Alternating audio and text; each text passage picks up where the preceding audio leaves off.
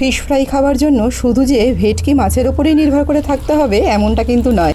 হাতের কাছে ভেটকি মাছ নেই বলে যে ফিশ ফ্রাই খেতে পারবো না, এটা কিন্তু হতে পারে না। এই মুসুর ডালের ফিশ ফ্রাইটা আমি এর আগে ইন্টারনেটে বহুবার দেখেছি, তবে কোনো সময়ের জন্য বাড়িতে ট্রাই করিনি। একবার বাড়িতে ট্রাই করলাম, আর ট্রাই করে কিন্তু খেতে বেশ ভালোই লেগেছে। একটু অন্যরকমভাবে স্বাদ বদল করার জন্য মাঝে মধ্যে এরকমভাবে ডালের সাথে শুধুমাত্র ফ্রাই করে খেলে আমার মনে হয় মন্দ লাগে না। মুসুর ডালের ফিশ ফ্রাইগুলো তৈরি করার জন্য আমি এখানে 1 কাপ মুসুরির ডাল ধুয়ে একটু জল ঝরাতে দিয়ে দিয়েছি। খুব ভালো করে ডালটাকে 2-3 বার কিন্তু কষলে ধুয়ে নিয়েছি।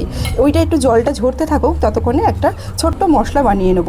এখানে মাছ অনুযায়ী অল্প একটু আদা, অল্প একটু রসুন, সেই সাথে কয়েকটা ডাঁটি সমেত ধনেপাতা, আর ঝাল অনুযায়ী এখানে আমি কাঁচা লঙ্কা ব্যবহার করেছি। অবশ্যই এখানে কাঁচা লঙ্কা আর ধনেপাতাটা ব্যবহার করলে ফ্রাইয়ের যে ফ্লেভারটা সেটা কিন্তু খুব সুন্দর আসে। আর এখানে মশলাটা তৈরি করার পর মাছগুলোকে ম্যারিনেট করে নেব। এখানে আমি 3 পিস মতন মাছ নিয়েছি, আর আমি এখানে কাতলা মাছের পেটি ব্যবহার করছি। চাইলে যে কোনো মাছের পিসে কিন্তু ব্যবহার করা যেতে পারে, তবে কাটা কম একটু মাছ নিলে খেতে বেশি ভালো হবে। এখানে নুন দিয়েছি, আর অর্ধেক মতন লেবুর রস পুরোটাই চিপে দিয়ে দিলাম। আগে নুন আর লেবুর রসটাকে খুব ভালো করে মাছের গায়ের সাথে একটু মাখিয়ে নেব। এই অবস্থাতে মাখিয়ে 5 মিনিট রাখতে পারলে ভালো হয়, তবে আমি এখানে রাখতে পারিনি, আমি এখানে সঙ্গে সঙ্গেই ম্যারিনেটটা করে ফেলেছি।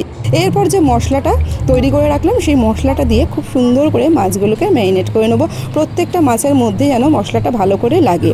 আর এই মশলাটা মাখানো অবস্থায় মোটামুটি কিন্তু প্রায় 10 থেকে 15 মিনিট আমি রেখেছিলাম একটু রেস্টে, যাতে এর মধ্যে নুন, লেবুর রস আর সমস্ত ফ্লেভারগুলো খুব সুন্দর করে ঢোকে। এই অবস্থায় ম্যারিনেট করে মোটামুটি 15 মিনিট মতন রেখে দিচ্ছি। অন্যদিকে যে ডালটা আমি জল ঝরাতে দিয়েছিলাম, ওটা কিন্তু একদম জল ঝরে গিয়ে ঝরঝরে হয়ে গেছে। এই ডালটাকে আমি এবার নিয়ে নিচ্ছি একটা কড়াইয়ের মধ্যে, আর কড়াইয়ের মধ্যে সামান্য একটু টেলে নেবো। মোটামুটি 2-3 মিনিট মতন ক্রমাগত একটু নাড়বো, তাহলে আরও বেশি ডালটা কিন্তু মুচমুচে হয়ে যাবে। আর এই মুচমুচে হয়ে যাওয়া যে ডালটা, এই ডালটাকে নিয়ে একটা মিক্সারের মধ্যে নিয়ে নিতে হবে, নিয়ে একদম একটা ফাইন পেস্ট করে নিতে হবে। তবে ফাইন পেস্ট বলতে একদম আটার মতন কিন্তু না, একটু হালকা দানা দানা থাকলে বেশ ফিশ ফ্রাইটা খেতে কিন্তু ভালো হবে। একদম আটার মতন করে ফেললে কিন্তু খুব একটা বিশেষ কোটিংটাও ভালো হবে না। এরপর ব্যাস, যে ম্যারিনেট করে রাখা মাছগুলো ছিল ওখান থেকে বেশ মশলা টশলা মাখিয়ে এক একটা করে মাছ তুলে নেব, যাতে প্রত্যেকটা মাছের মধ্যে বেশ খানিকটা করে মশলা লেগে থাকে। এরপর এই শুকনো ডালের মধ্যে দিয়ে খুব ভালো করে কোট করে নিতে হবে। শুকনো ডালগুলোকে মশলাগুলোর ওপর দিয়ে খুব ভালো করে দিয়ে হাত দিয়ে একটু চেপে দিলেই কিন্তু সুন্দর করে মাছটা একদম পুরো কোট হয়ে যাবে মশলা সমেত। আর এটা তেলের ওপর দেওয়ার পর কিন্তু হালকা একটু ছেড়ে আসে, সেটা নিয়ে ভয় পাওয়ার কিছু ব্যাপারই নেই। এটা তেলের মধ্যে দিয়ে দিলে এমনিতেই কিন্তু এই কোটিংটা গায়ের মধ্যে লেগে থাকবে।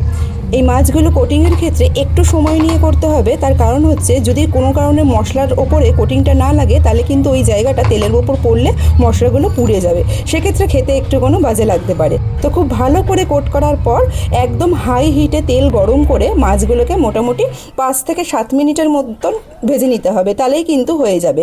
আর হাই হিটে ভাজাটা জরুরি, তা না হলে যদি লো হিটে ভাজা হয় তাহলে কিন্তু এর থেকে একটা জল ছেড়ে কড়াইতে লেগে যাওয়ার সম্ভাবনা থাকবে। হাই হিটে মাছগুলো 7 মিনিট মতন টাইম লেগেছিলো আমার ভাজতে, আর তাতে কিন্তু বেশ সুন্দর একদম বাইরে থেকে ভেতর পর্যন্ত সেদ্ধ হয়ে গেছিলো। এরপর গ্যাস গরম গরম নামিয়ে নিয়ে যে কোনো ডালের সাথে একটুখানি পরিবেশন করলে কিন্তু আমার মনে হয় না আর অন্য কোনো কিছু দরকার পড়বে। তো এই ছিল আজকের রেসিপিটা বাড়িতে আপনারা কে কে ট্রাই করেছেন আমাকে কিন্তু অবশ্যই জানাতে ভুলবেন না। সেই সাথে রেসিপিটি যদি ফেসবুক পেজ থেকে দেখে থাকেন তাহলে পেজটা একটু ফলো করে নেওয়ার অনুরোধ রইল, আর যদি ইউটিউব চ্যানেল থেকে দেখে থাকেন তাহলে চ্যানেলটা একটু সাবস্ক্রাইব করে নেওয়ার অনুরোধ রইল। দেখা হচ্ছে পরের কোনো ভিডিওতে। ধন্যবাদ।